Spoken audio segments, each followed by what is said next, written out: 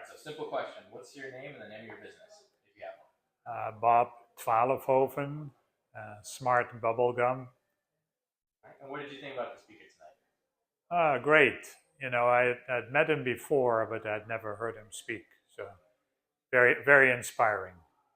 And was there anything from tonight that you can take away and apply to your business? Yeah, several points. I need to survey because I need to get my educational website.